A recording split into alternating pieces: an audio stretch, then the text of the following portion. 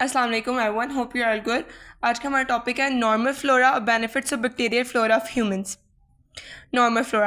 In a healthy animal, the internal tissues, for example, blood, brain, muscles, etc., are normally free of microorganisms. On the other hand, the surface tissue, for example, skin and mucous membrane, are constantly in contact with environment and are colonized by certain microbial species.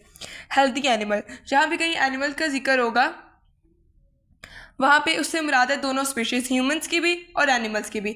हमें जब classified करते हैं kingdoms में, दो kingdoms में करते हैं ना, प्लांट्स और एनिमल्स में।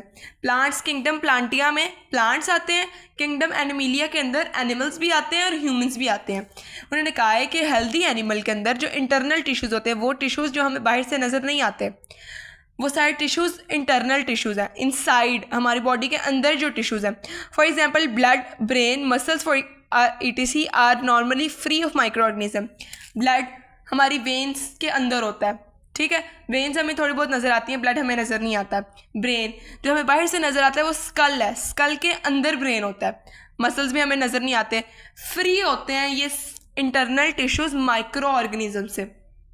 माइक्रो ऑर्गेनिज्म मुराद बैक्टीरिया, वायरस, फंजाई, वो ऑर्गेनिज्म जो हम अपनी नेकेड आई से नहीं देख सकते, ठीक है, फ्री होते हैं। इनका कांटेक्ट माइक्रो ऑर्गेनिजम्स का नहीं होता इंटरनल टिश्यूज़ के साथ।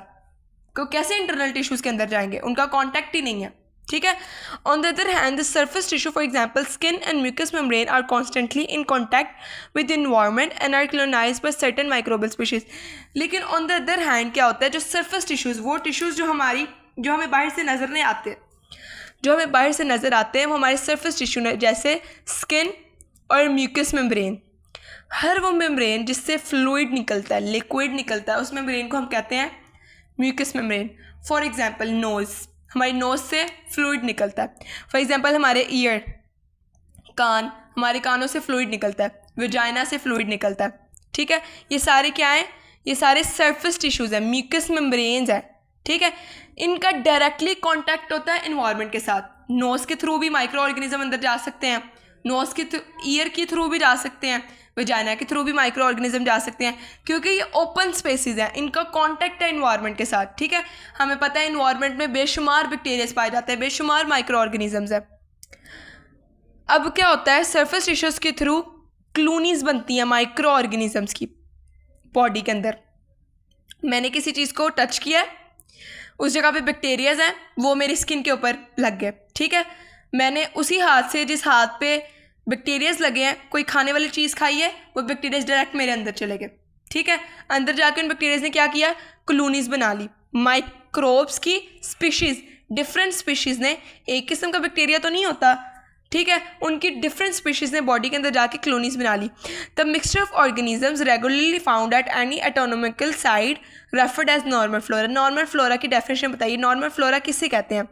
ऑर्गेनिजम्स का मिक्सचर, माइक्रो ऑर्गेनिज्म का मिक्सचर जो रेगुलरली पाया जाए एनाटॉमिकल साइट, यानी इनसाइड, इंटरनल, हमारी बॉडी के अंदर मिक्सचर ऑफ ऑर्गेनिज्म जो पाया जाए, जो हमारी बॉडी को ज़्यादा नुकसान ना पहुंचाए, उसको हम कहते हैं नॉर्मल फ्लोरा। अब हम देखेंगे ह्यूमंस के नॉर्मल फ्लोरा कौन कौन से होते हैं। Bacteria, fungi, protist and some methanogenic archaea. Protist और बैक्टीरिया में क्या फ़र्क है? माइनर से डिफरेंस है दोनों में, दोनों यूनिसेलुलर ऑर्गेनिजम्स हैं। इनमें डिफरेंस क्या है, बैक्टीरिया के सेल के अंदर ऑर्गेनेलिज बहुत थोड़ी होती हैं, राइबोसोम्स हो गया, न्यूक्लियस हो गया, इस तरह की 2-3 ऑर्गेनेलिज होती हैं। लेकिन प्रोटिस्ट का जो एक सेल होता है, क्योंकि ये एक सेल से मिलकर बना होता है, इसके अंदर मल्टी ऑर्गेनेलिज होती हैं। जैसे हमारे अंदर हम मल्टी सेलुलर है ना, तो हमारे एक सेल के अंदर डिफरेंट काइंड्स ऑफ ऑर्गेनेलिज होती हैं, Golgi apparatus, lysosomes, centrioles, ribosomes, endoplasmic reticulum, different kinds of organelles होती हैं हमारे एक सेल के अंदर। प्रोटिस्ट के सेल के अंदर बहुत ज़्यादा ऑर्गेनेलिज होती हैं, बैक्टीरिया के अंदर फ्यू ऑर्गेनेलिज होती हैं। इन दोनों के अंदर डिफरेंस यही है, ठीक है। मेथेनोजेनिक आर्किया हमने पढ़ा था, एंसेस्टर्स हैं बैक्टीरिया के, बैक्टीरिया से पहले आए थे, अबाउजाद हैं इनके, माँ बाप है आर्किया बैक्टीरिया के। मेथेनोजेनिक निकला है मीथेन से, CH4 गैस से, ठीक है। कुछ ऐसे आर्किया जिनके अंदर CH4 मॉलिक्यूल पाया जाता है। Bacterias are most numerous and are obvious microbial components of normal flora. Bacteria normal flora के अंदर जो सबसे ज़्यादा माइक्रो ऑर्गेनिज्म पाए जाता है ना, वो बैक्टीरिया होता है, ठीक है। प्रोटिस्ट भी बहुत थोड़े होते हैं, फंजाई भी बहुत थोड़े होते हैं, मेथेनोजेनिक आर्किया भी ना होने के बराबर होते हैं। सबसे ज़्यादा नॉर्मल फ्लोरा कंसिस्ट करता है बैक्टीरियाज के ऊपर। Benefits of bacterial flora of humans. The association between humans and their normal flora are mutualistic. Association कहते हैं रिलेशन को। ह्यूमंस और नॉर्मल फ्लोरा का रिलेशन क्या है? म्यूचुअलिस्टिक है दोनों का रिलेशन। म्यूचुअलिस्टिक कहते हैं, म्यूचुअलिज्म हमने 9th क्लास में पढ़ा था, ऐसा रिलेशन जिसमें दोनों ऑर्गेनिजम्स को फ़ायदा हो। ठीक है, दोनों ऑर्गेनिजम्स फ़ायदा लें। अगर एक दूसरे से खुराक ले रहा है तो दूसरा उससे शेल्टर ले।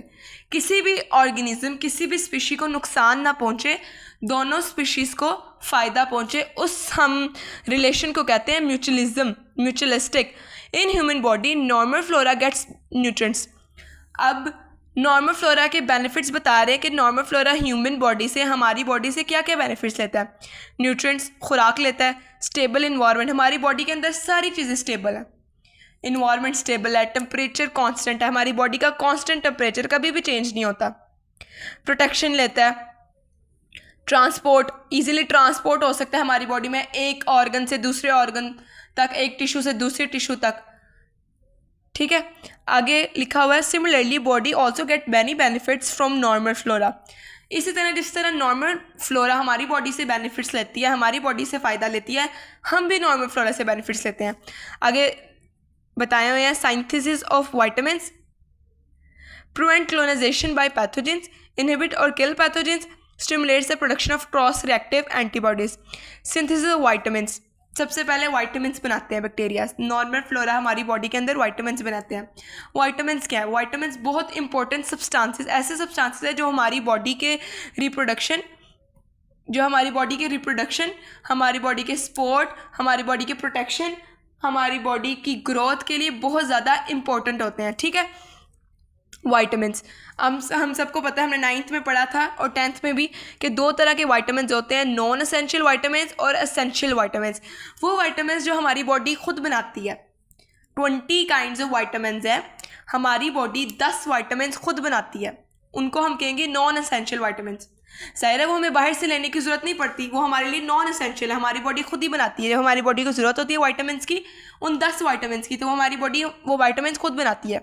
और the other hand essential vitamins, वो विटामिन्स जो हमें बाहर से फूड के थ्रू लेने होते हैं, विटामिन सी, विटामिन डी और भी डिफरेंट काइंड्स ऑफ विटामिन जो हमें फूड के थ्रू लेने होते हैं, जो हमारी बॉडी खुद नहीं बनाती, उन विटामिन्स को हम कहते हैं एसेंशियल विटामिन्स।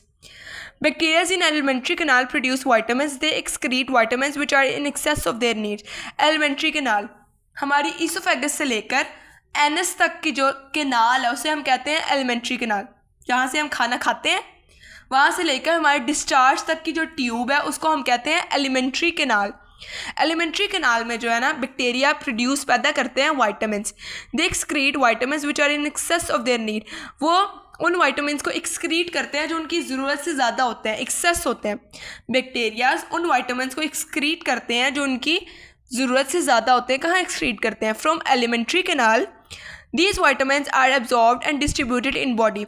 एलिमेंट्री केनाल का क्योंकि कॉन्टैक्ट हमारे डिफरेंट ऑर्गन्स के साथ भी है, तो ये विटामिन्स पहले बॉडी में एब्जॉर्ब होंगे, डिफरेंट ऑर्गन्स में एब्जॉर्ब होंगे और फिर सारे बॉडी के अंदर डिस्ट्रीब्यूट होंगे ब्लड के through. For example enteric bacteria secrete vitamin K and vitamin B12 and lactic acid bacteria produce vitamin B।